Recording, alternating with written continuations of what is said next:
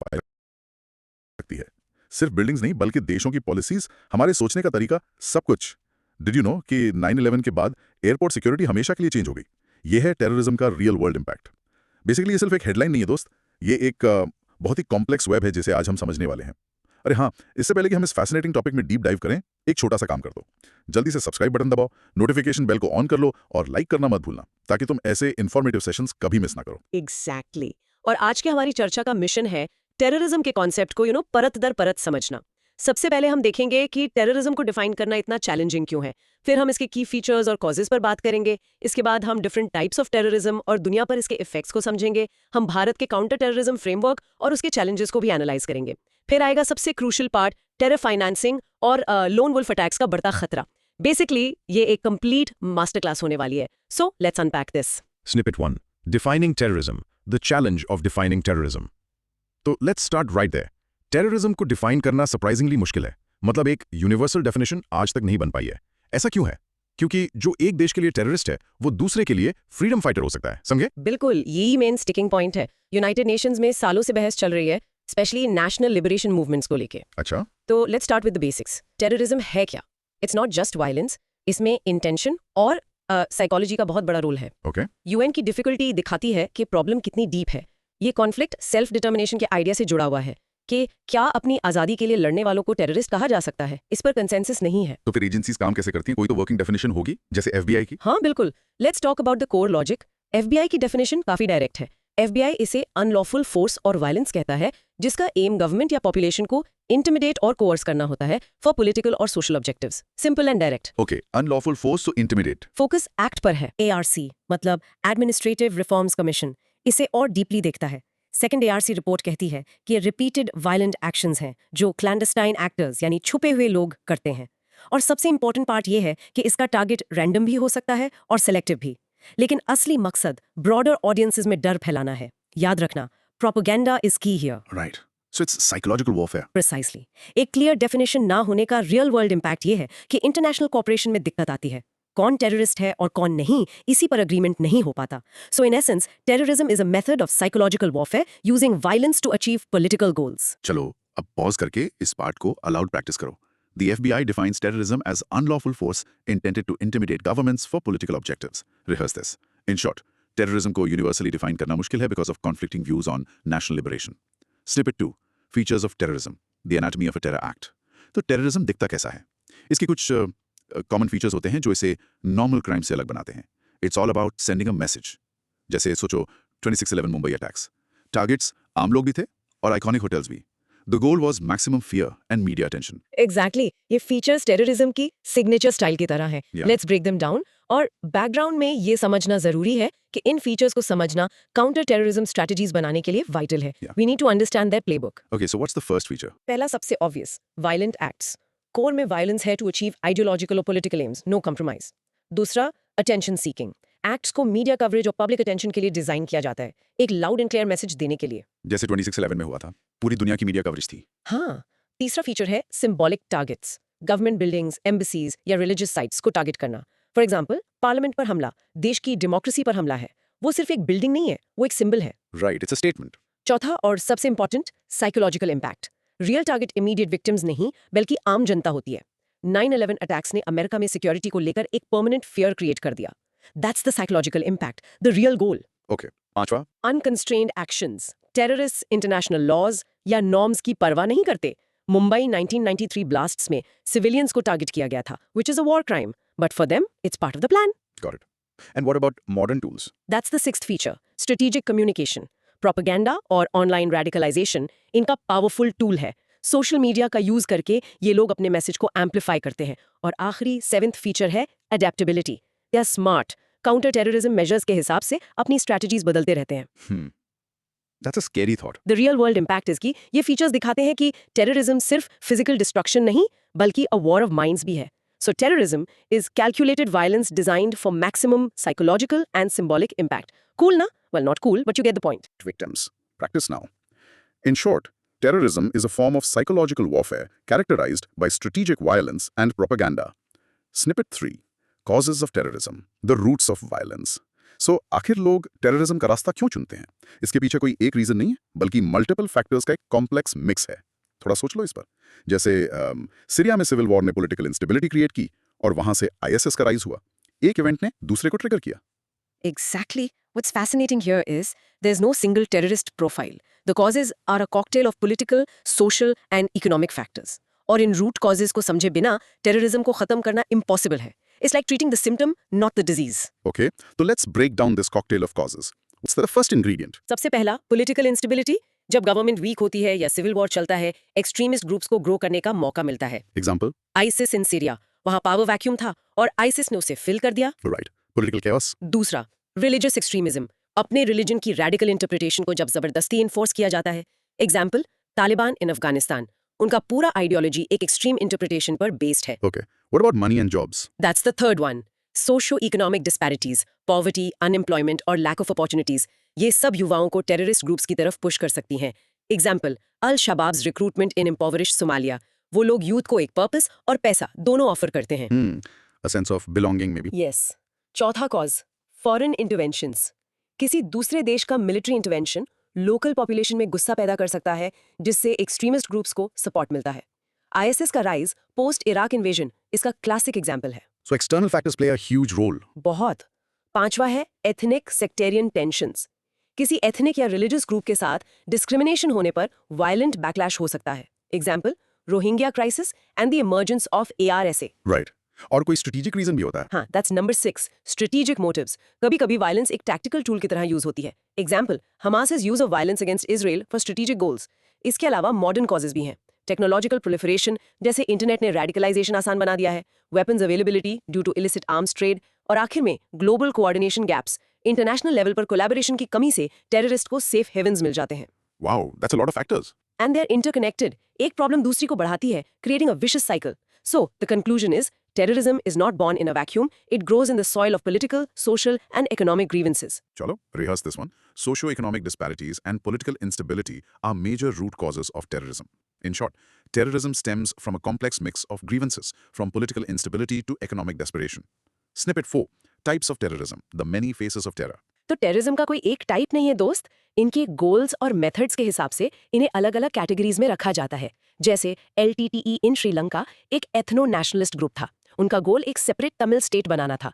वहीं ISIS एक religious group है जिसका गोल एक ग्लोबल कैलिफेट एस्टैब्लिश करना है. गोल्स अलग, कैटेगरी अलग. Bilkul. If we connect this to the bigger picture, classifying terrorism helps us understand the specific motivation behind the violence. Or different types of terrorism require different counter strategies. One size fits all approach यहाँ काम नहीं करता. Makes sense. So let's get into the types. पहला कौन सा है? पहला है एथनो नेशनलिस्ट टेररिज्म. इनका गोल एक पर्टिकुलर एथनिक ग्रुप के लिए सेपरेट स्टेट बनाना होता है. एग्जाम्पल्स तमिल टाइगर्स, LTTE इन श्रीलंका या नॉर्थ ईस्ट इंडिया में कुछ insurgencies. Okay. Nationalism gone violent. Next. Exactly. It's दूसरा रिलीजियस टेररिज्म. ये रिलीजियस आइडियोलॉजीज पर बेस्ड होता है और इनका गोल अपने फेथ के नाम पर वायलेंस करना होता है. एग्जाम्पल्स आइसिस, अल-कायदा, ये सबसे विजिबल फॉर्म है आजकल. right. फिर आते हैं political ideologies वाले. हाँ, उसे कहते हैं आइडियोलॉजिकल टेररिज्म. ये पॉलिटिकल आइडियोलॉजी से ड्रिवन होता है. इसके दो मेन टाइप्स हैं. एक है लेफ्ट विंग टेररिज्म. इनका एम कैपिटलिज्म को ओवरथ्रो करके कम्युनिस्ट या सोशलिस्ट सोसाइटी बनाना होता है. Example Naxalites in India. और दूसरा है राइट विंग टेररिज्म. ये रेशियल सुप्रीमेसी या नेशनलिस्ट आइडियाज पर बेस्ड होता है. Examples neo Nazis, Koo क्लक्स clan. Left wing, right wing. Got it. मैंने state sponsored terrorism के बारे में भी सुना है. हाँ, that's a very crucial type. State sponsor terrorism तब होता है जब एक देश दूसरे देश में इंस्टेबिलिटी फैलाने के लिए टेररिस्ट ग्रुप्स को सपोर्ट करता है. Example Pakistan backing of Lashkar-e-Taiba, LET. ये बहुत ही डेंजरस फॉर्म है. Okay. और क्या टाइप्स है? मॉडर्न वर्ल्ड में कुछ नए टाइप्स भी हैं, जैसे नार्को टेररिज्म, जब ड्रग ट्रैफिकिंग और टेररिज्म मिल जाते हैं. ड्रग मनी से टेरर एक्टिविटीज फंड की जाती हैं. कोलंबिया एंड अफगानिस्तान में ये बहुत कॉमन है. फिर है साइबर टेररिज्म. डिजिटल वर्ल्ड में अटैक करना, क्रिटिकल इंफ्रास्ट्रक्चर जैसे पावर ग्रिड्स या फाइनेंशियल सिस्टम्स को टारगेट करना.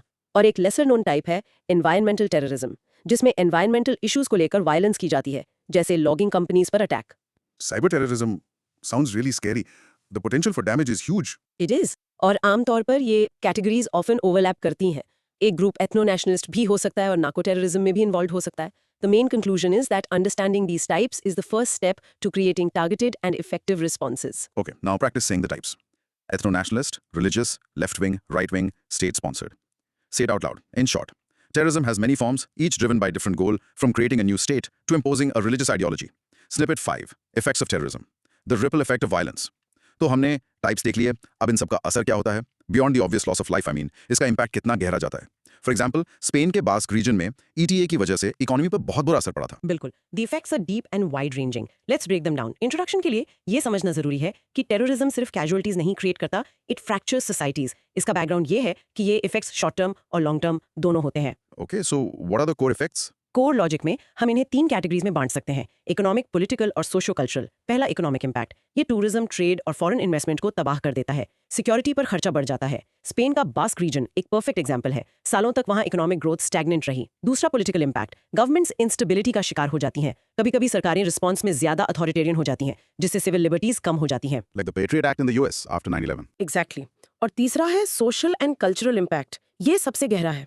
लोगों में डर, एंजाइटी और आपस में मिसट्रस्ट बढ़ जाता है, सोशल फैब्रिक टूटने लगता है और कल्चरल लॉस भी होता है।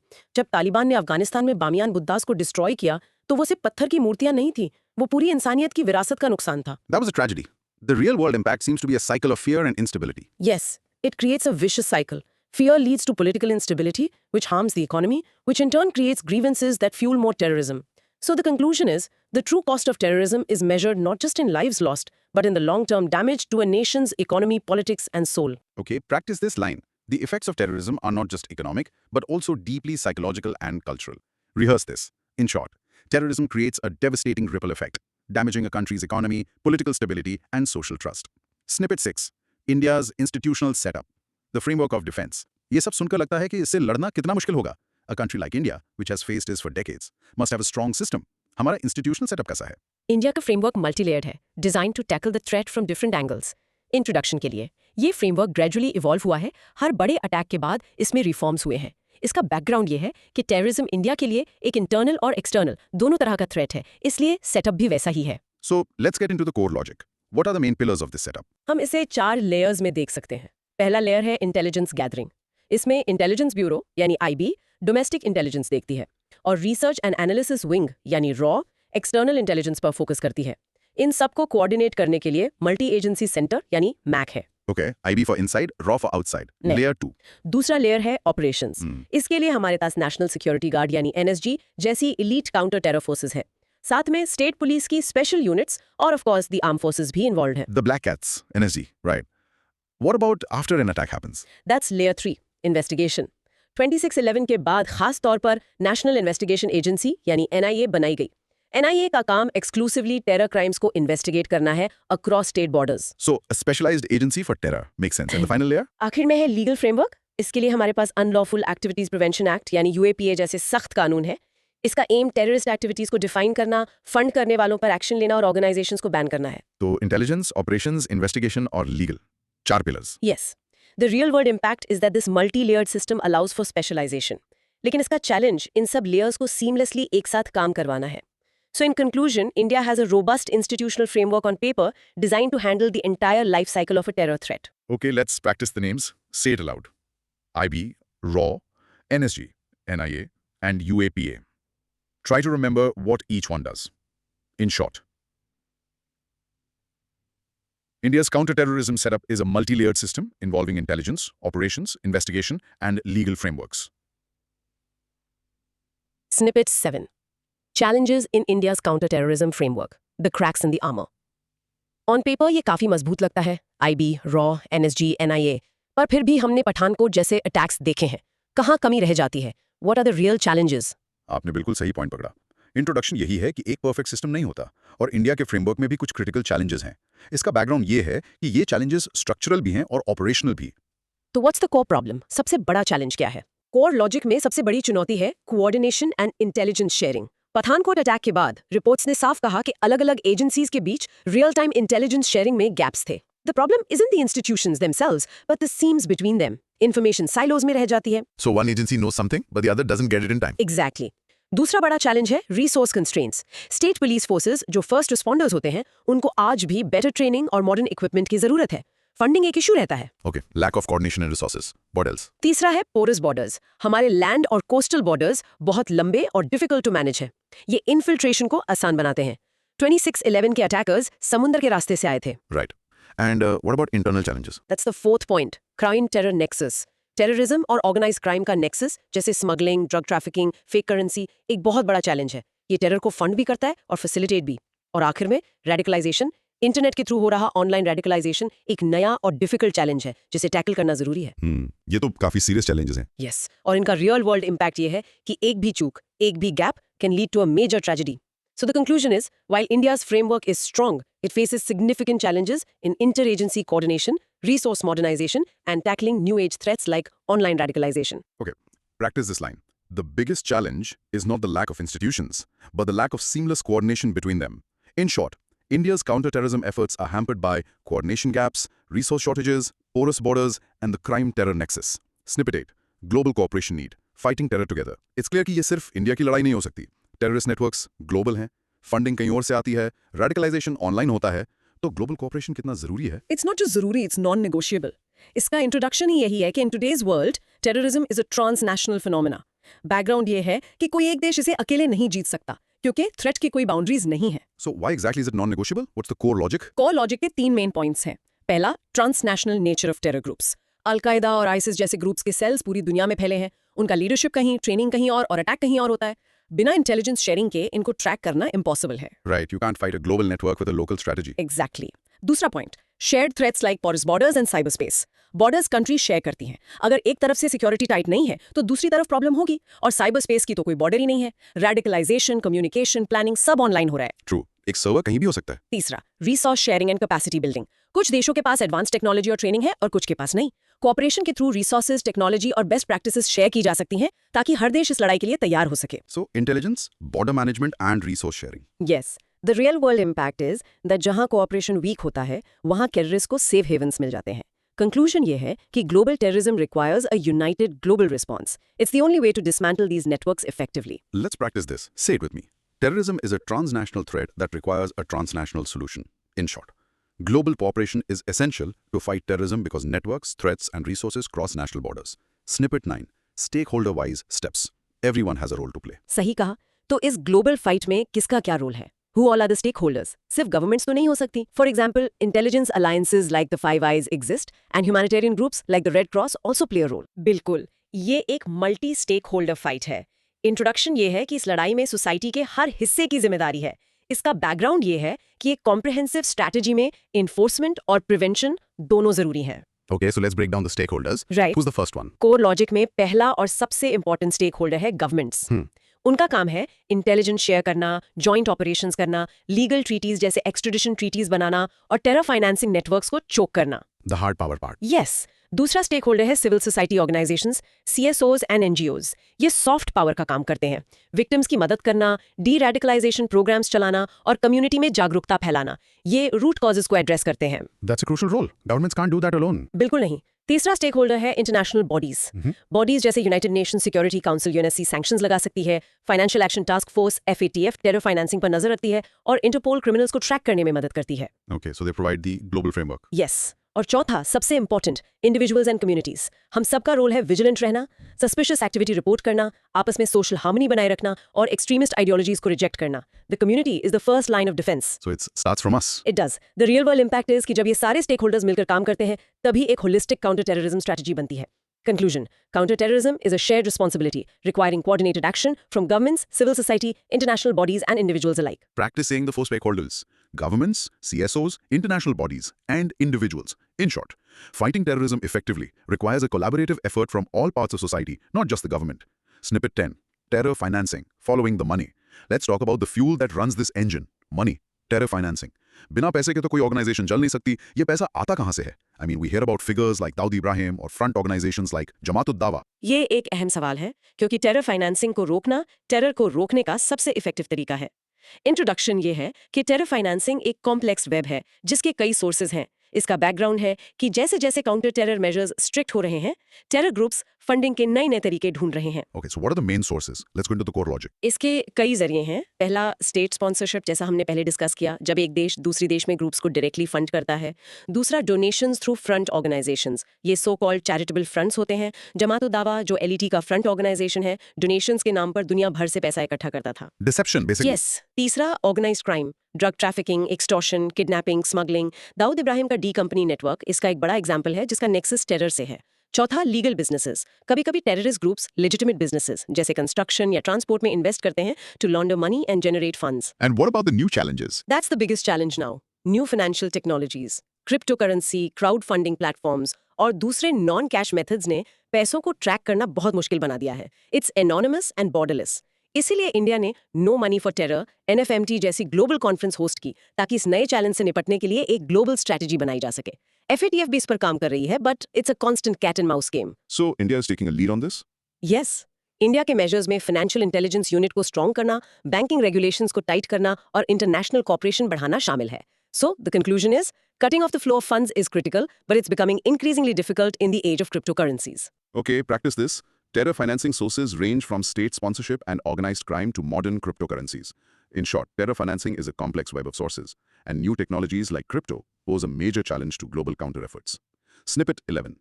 Comprehensive Convention on International Terrorism, CCIT, the quest for a universal definition. हम शुरुआत से डेफिनेशन की प्रॉब्लम पर बात कर रहे हैं। मैंने सुना है इंडिया ने इसका एक सोल्यूशन CCIT काफी पहले प्रपोज किया था। What's the story there? Yes, this is a very important diplomatic effort by India. Introduction ये है कि इंडिया ने 1996 में यूएन में comprehensive convention on international terrorism CCIT का प्रपोजल रखा था। इसका बैकग्राउंड ये था कि इंडिया क्रॉस बॉर्डर टेररिज्म से बहुत पहले से जूझ रहा था और एक ग्लोबल लीगल फ्रेमवर्क की जरूरत महसूस कर रहा था। 1996. That's a long time ago. So, what were the objectives of this convention? The core logic of CCIT was very clear and comprehensive. पहला ऑब्जेक्टिव था create a universal definition of terrorism, ताकि freedom fighter वाला excuse खत्म हो। दूसरा, ban all terror groups बिना किसी exception के। तीसरा, deny safe havens and funding, सारे सिग्नेटरी देशों को टेरर ग्रुप्स की फंडिंग और उन्हें पनाह देना बंद करना होगा। और चौथा, make cross border terrorism and extraditable offence. इसका मतलब कोई भी देश टेररिस्ट को पॉलिटिकल रीजन से एक्सट्रेडिशन से मना नहीं कर सकता। This sounds like a perfect solution. तो ये अब तक पास क्यों नहीं हुआ? What are the hurdles? Hurdles वही पुरानी प्रॉब्लम से आते हैं। पहला हर्डल, यूएस को इस बात पर एतराज था कि उसके मिलिट्री एक्शंस इसके दायरे में ना आ जाएं। They wanted an exemption for state militaries. दूसरा hurdle, organisation of Islamic cooperation OIC चाहता था कि नेशनल लिबरेशन मूवमेंट्स को इसकी डेफिनेशन से बाहर रखा जाए। वही वन मैन टेररिस्ट वाली बात। So it got stuck in global politics. Exactly. India ने बहुत डिप्लोमेटिक एफर्ट्स किए हैं इसको रिवाइव करने के, बट इन पॉलिटिकल डिफरेंसेस की वजह से ये कन्वेंशन आज तक अटका हुआ है। The real world impact is that इसके ना होने से international counter terror efforts fragmented रहते हैं।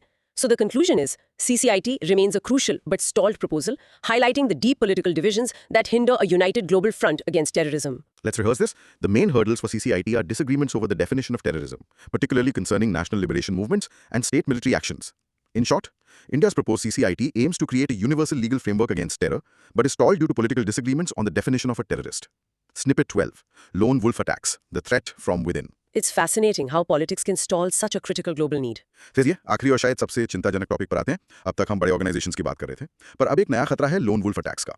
ये क्या है और इतना खतरनाक क्यों है? Yes, this is the future of terrorism in many ways. एक लोन वुल्फ अटैक तब होता है जब एक अकेला इंसान बिना किसी ऑर्गेनाइजेशन के डायरेक्ट कमांड के खुद से रेडिकलाइज होकर अटैक करता है। बॉस्टन मैराथन बॉम्बिंग इसका परफेक्ट एग्जाम्पल है। 2 भाई ऑनलाइन सेल्फ रेडिकलाइज्ड और उन्होंने इतनी तबाही मचाई। So they are not part of any group like ISIS or Al-Qaeda. They might be inspired by them, but they're not receiving direct orders. यही इसका बैकग्राउंड है। The rise of the internet has enabled this kind of decentralized radicalization. अब इसके core logic को समझते हैं कि ये इतना डेंजरस क्यों है। पहला, डिफिकल्ट टू डिटेक्ट। इन्हें ट्रैक करना लगभग नामुमकिन है। कोई कम्युनिकेशन ट्रेल नहीं होता, कोई नेटवर्क नहीं होता जिसे एजेंसीज इन्फिल्ट्रेट कर सकें। They are literally a lone wolf. How does this radicalization happen in isolation? That's the second point. Online echo chambers. एक अकेला अलग थलग महसूस कर रहा इंसान ऑनलाइन एक्सट्रीमिस्ट कंटेंट के रैबिट होल में उतर जाता है और वहां उसे वैलिडेशन मिलता है। इसके पीछे कॉजेज हो सकते हैं पर्सनल ग्रीवेंसेस, साइकोलॉजिकल इश्यूज या alienation. And how do we counter this? That's the third challenge. Countermeasures are complex.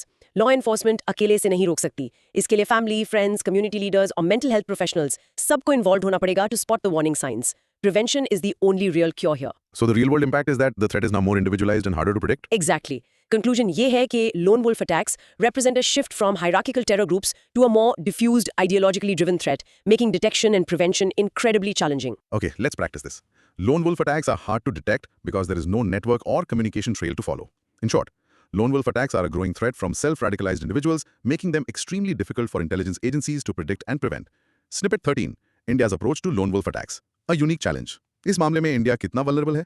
हमने अभी तक बड़े स्केल पर ऐसे अटैक्स नहीं देखे हैं, थैंकफुली। सही कहा। इंडिया की सिचुएशन थोड़ी यूनिक है। इंट्रोडक्शन ये है कि India faces the threat but has certain unique factors that have so far mitigated it. इसका बैकग्राउंड ये है कि हमारी सोसाइटल स्ट्रक्चर और सिक्योरिटी एनवायरनमेंट यूएस या यूरोप से अलग है। Okay, let's break this down. What are the vulnerability factors for India? Core logic में पहले वल्नरेबिलिटी फैक्टर्स देखते हैं।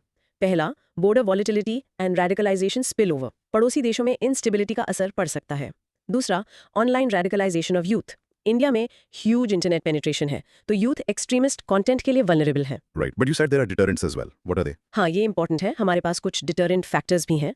पहला, strong family and community ties. हमारी सोसाइटी में सोशल आइसोलेशन कम है, जो लोन वुल्फ बिहेवियर का एक मेजर ट्रिगर होता है। दूसरा, limited access to high calibre weapons.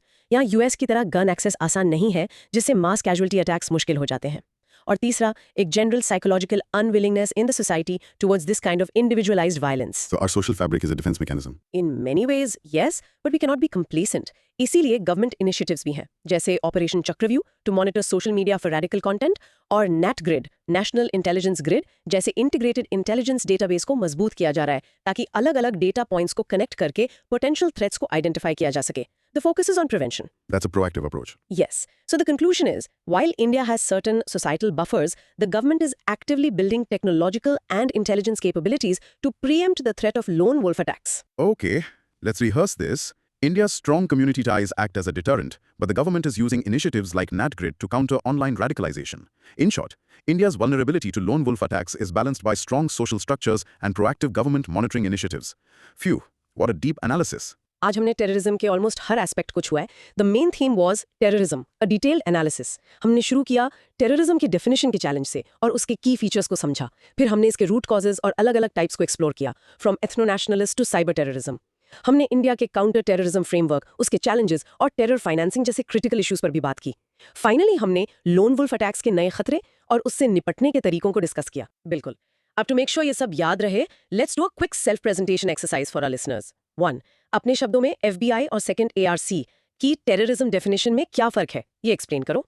2. किसी एक टाइप का टेररिज्म, जैसे स्टेट स्पॉन्सर्ड, चुनो और उसका एक रियल वर्ल्ड एग्जाम्पल दो। 3. टेरर फाइनेंसिंग के 3 सोर्सेज बताओ जो हमने डिस्कस किए। 4. लोन वुल्फ अटैक को डिटेक्ट करना मुश्किल क्यों होता है, 2 रीजंस दो। 5. इंडिया के काउंटर टेररिज्म फ्रेमवर्क का एक मेजर चैलेंज बताओ। एंड 6. CCIT को यूनिवर्सली एक्सेप्ट करने में क्या हर्डल्स हैं। और एक आखिरी सवाल, जैसे जैसे technology AI, drones, crypto advance कर रही है, टेररिज्म का फ्यूचर कैसा दिखेगा? What new challenges will we face, इस पर थोड़ा सोचना। That's a powerful thought. और लिसनर्स के लिए एक छोटा सा चैलेंज है। इनमें से किसी एक स्निपेट को, जैसे टाइप्स ऑफ टेररिज्म, सिलेक्ट करो और इसे 2 मिनट में किसी फ्रेंड या फैमिली मेंबर को एक्सप्लेन करने की कोशिश करो। See if you can make them understand. That was intense but hopefully super useful. अगर आपको ये डिटेल डिस्कशन पसंद आई तो प्लीज कमेंट करके बताओ कि अगला टॉपिक क्या होना चाहिए। और हाँ, सब्सक्राइब करना, लाइक करना और शेयर करना मत भूलना। हम मिलेंगे अगले डीप एनालिसिस में। तब तक keep learning and stay curious.